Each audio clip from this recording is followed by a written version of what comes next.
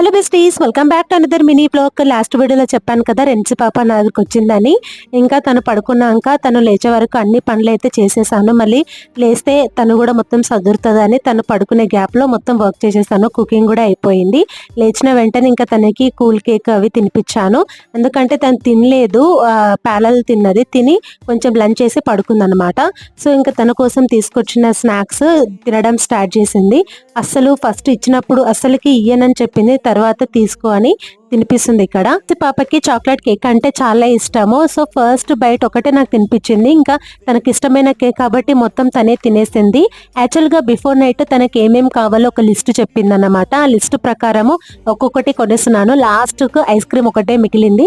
So evening అలా walking అయినట్టు ఉంటుంది, తనకు కూడా రిఫ్రెషింగ్ గా ఉంటుందని ఇంకా ఐస్ క్రీమ్ కొనిచ్చడానికి అయితే తీసుకెళ్లాను.